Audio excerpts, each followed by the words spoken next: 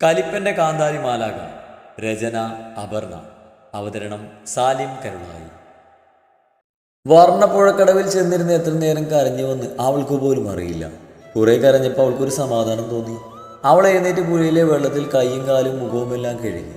അപ്പോഴാണ് വേലിയരകിൽ നിന്നും ആരോ വിളിച്ചത്. അവൾ നോക്കിയപ്പോൾ അപ്പുറത്ത് വീട്ടിലെ കേശവേട്ടനാണ്. അവളൊരു സംശയത്തോടെ അവിടേക്ക് നടന്നു.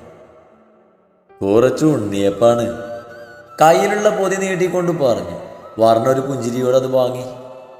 മോളെ, ഞാനൊരു കാര്യം പറഞ്ഞ ഒന്നും തോന്നരുത്, അയാൾ ചെറിയ മടിയോടെ പറഞ്ഞു. എന്താ ചേട്ടാ കാര്യം?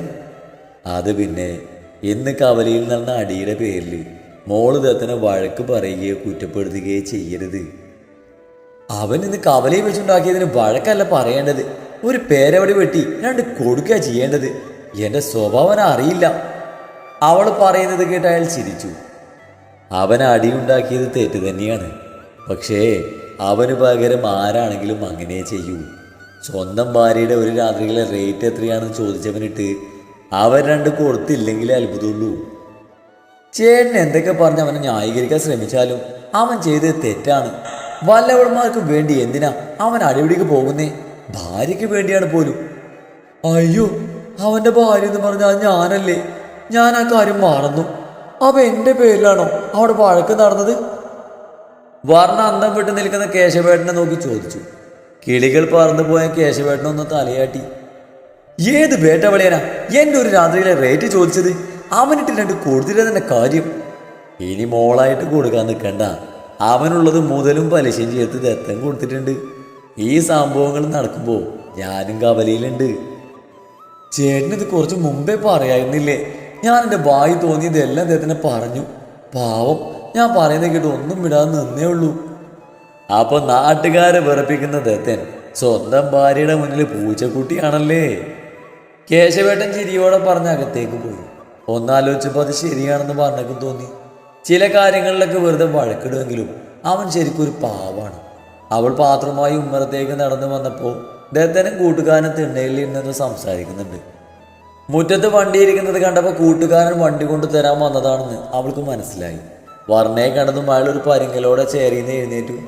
താൻ വന്നത് വർണ്ണയ്ക്ക് ഇഷ്ടപ്പെട്ടില്ലെങ്കിലും എന്ന് കരുതിയാണ് അങ്ങനെ ചെയ്തത്. ചേട്ടൻ എപ്പോൾ വന്നു? അവൾ മനോഹരമായി ഒന്ന് പുഞ്ചിരിച്ചുകൊണ്ട് ചോദിച്ചു. ഞാനിപ്പോ വന്നേ ഉള്ളൂ, അയാൾ ഞെട്ടലോടെ പറഞ്ഞു. ദത്തൻ്റെ അവസ്ഥയും ഏറെക്കുറെ അത് തന്നെയാണ്. ഇത്രയും നേരം തന്നെ കടിച്ചു കയറാൻ വന്നവള് ഇപ്പോൾ സമാധാനത്തിന്റെ വെള്ളരിപ്രാവായി മാറിയിരിക്കുന്നു. ചേട്ടൻ ഇരിക്ക്, എന്തിനാ എണീറ്റ് നിൽക്കുന്നേ? അത് പറഞ്ഞ് വർണ്ണ അകത്തേക്ക് കയറിപ്പോയി. ദാ, എനിക്ക് വട്ടായതാണോ അതോ അവൾക്ക് വട്ടായോ? ദത്തൻ സ്വയം ഒന്ന് നുള്ളിക്കൊണ്ട് ചോദിച്ചു.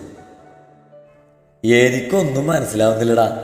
All the dreams like twinkle star, the twinkle star like. തിളക്കത്തിൽ കഞ്ചാവടിച്ച് ദിലീപ് പറയുന്നത് പോലെ അയാൾ പറഞ്ഞു. അകത്തേക്ക് പോയ വർണ്ണ ഒരു പ്ലേറ്റ് എടുത്ത് കേശവേട്ടൻ തന്ന ഉണ്ണിയപ്പം മതിലാക്കി. എനിക്ക് വേണ്ടി തല്ലുണ്ടാക്കി ക്ഷീണിച്ച് വന്നതല്ലേ, കുറച്ച് സ്നേഹത്തോടെ പെരുമാറിയേക്കാം. അവൾ പ്ലേറ്റും എടുത്ത് ഉമ്മറത്തേക്ക് നടന്നു. ദത്തൻ്റെ കൂട്ടുകാരൻ ഇറങ്ങാൻ നിൽക്കായിരുന്നു. വർണ്ണൊരു പുഞ്ചിരിയോടെ അവർക്ക് മുമ്പിൽ പ്ലേറ്റ് കൊണ്ടുവന്ന് വെച്ചു. അത് കണ്ട് ദത്തൻ്റെയും കൂട്ടുകാരൻ്റെയും തലയിലെ ബാക്കി കിളികളും എവിടേക്കും പറന്നുപോയി. എന്താ ചേട്ടാ എങ്ങനെ നോക്കിയിരിക്കുന്നേ? എടുത്ത് കഴിക്ക്. അയാൾ വേണോ വേണ്ടിയോ എന്ന രീതിയിൽ ഒരു ഉണ്ണിയപ്പം എടുത്ത് കഴിച്ചു. എന്താ ഞാനിറങ്ങട്ടെ ദത്താ? പെങ്ങളെ, ഞാനിറങ്ങാം. അത് പറഞ്ഞ അയാൾ മുറ്റത്തേക്ക് ഇറങ്ങി. നിൽക്കടാ, ഞാൻ കവലിലോട്ടാക്കാം. അത് പറഞ്ഞ് ദത്തൻ തൻ്റെ വണ്ടിയിൽ അയാളെയും കയറ്റി കൊണ്ടുപോയി. 10 മിനിറ്റ് കഴിഞ്ഞതും ദത്തൻ തിരികെ വന്നു. ഇയാൾ ഇത്ര പെട്ടെന്ന് തിരിച്ചു വന്നോ? ഞാൻ കരുതി ഇനി അടുത്ത വഴക്കുള്ള സ്കോപ്പ് ഉണ്ടാക്കിയിട്ട് തിരികെ വരുമെന്ന് അവൾ മനസ്സിൽ പറഞ്ഞു. ദത്തൻ അകത്തേക്ക് കയറി വന്നതും അവൾ കയ്യിലുള്ള പ്ലേറ്റ് അവന് നേരെ നീട്ടി. പക്ഷേ അവനത് ശ്രദ്ധിക്കാതെ അകത്തേക്ക് പോയി. ദത്ത, ദത്ത, അവൾ പിന്നിൽ നിന്നും വിളിച്ചുവെങ്കിലും അവനൊരു മൈൻഡും ഇല്ല. ദത്തൻ കയ്യിലുള്ള കവർ സോഫയിൽ വെച്ച് റൂമിലേക്ക് നടന്നു. കയ്യിലുള്ള ഫോൺ ചാർജിനെടുത്ത് തിരിഞ്ഞതും പിന്നിൽ ഇളിച്ചുകൊണ്ട് നിൽക്കുന്ന വർണ്ണയെ കണ്ട് അവൻ ഞെട്ടി രണ്ടടി പിന്നിലേക്ക് നീങ്ങി. നീ എന്താടി മനുഷ്യനെ പേടിപ്പിച്ച് കൊല്ലാൻ ഇറങ്ങിയതാണോ? ദത്തൻ്റെ ചീത്ത കേട്ടതും അവൾ ഒന്നും മിണ്ടാതെ റൂമിന് പുറത്തേക്ക് പോയി. അവൾ അടുക്കളയിൽ പോയി 2 പ്ലേറ്റുകളിലായി ദത്തൻ കൊണ്ടുവന്ന ചോറ് വിളമ്പി. മറ്റൊരു പാത്രത്തിൽ കറിയും എടുത്തു വെച്ചു. ചോറിൻ്റെ സൈഡിലായി അച്ചാറും ഉപ്പേരിയും പൊരിച്ച മീനും നല്ല ഭംഗിയിൽ വെച്ചു. അതുമായി മുറിയിലേക്ക് നടന്നു. മുറിയിൽ അവനെ കാണാഞ്ഞതും വർണ്ണ ഉമ്മറത്തേക്ക് നടന്നു. ചെയറിൽ ചാരിയിരുന്ന് കാര്യമായ എന്തോ ആലോചനയിലാണ് കക്ഷി. ദത്താ, അവൾ കയ്യിലെ പ്ലേറ്റ് അവന് നേരെ നീട്ടി.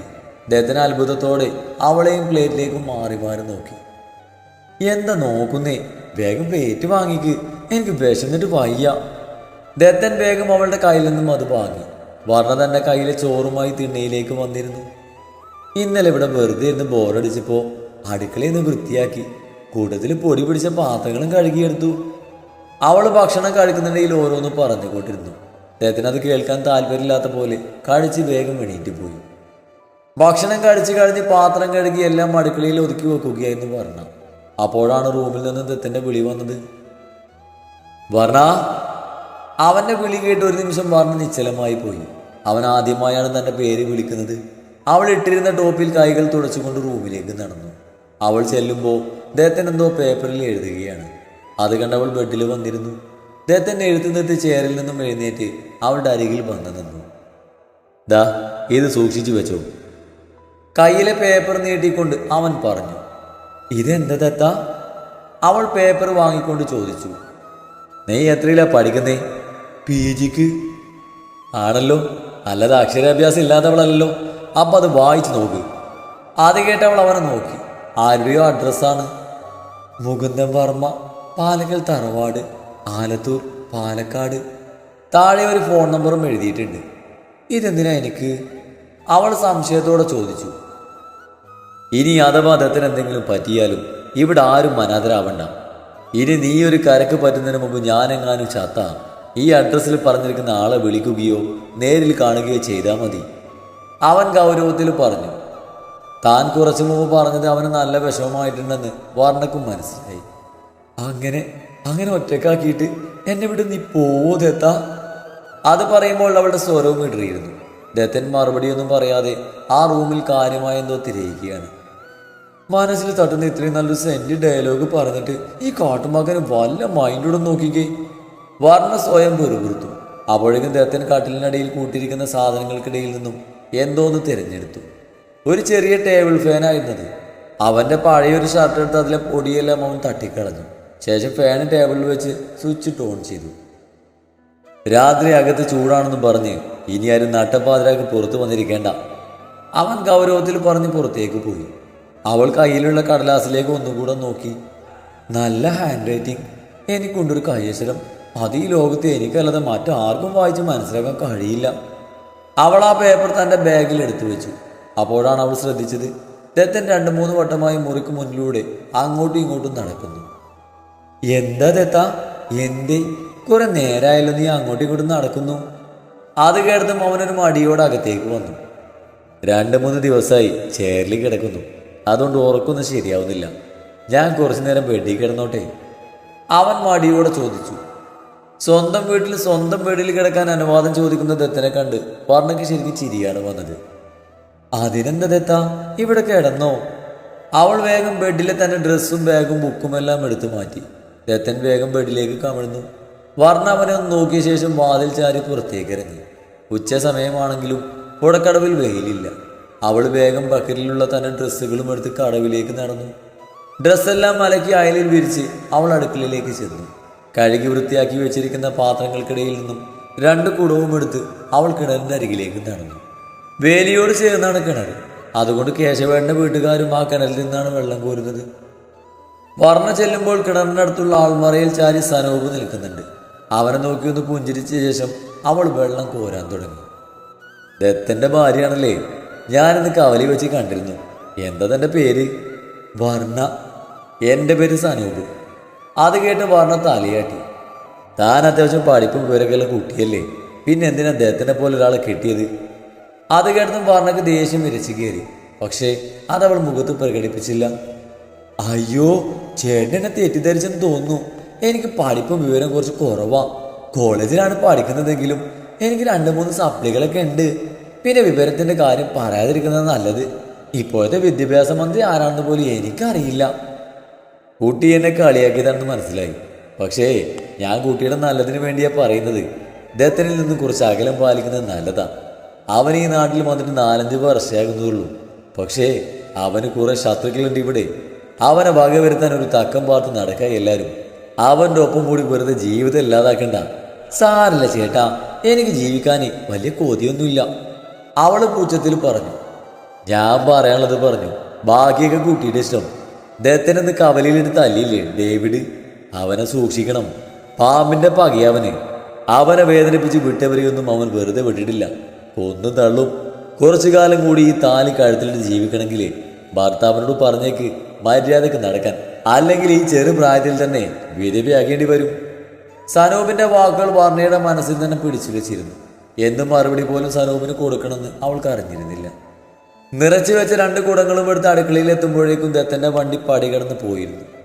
കുടങ്ങൾ അടുക്കളയിൽ വെച്ച് അവൾ മുൻവശത്തേക്ക് ഓടിയെങ്കിലും ദത്തൻ കൺമുന്നിൽ നിന്നും മറഞ്ഞിരുന്നു.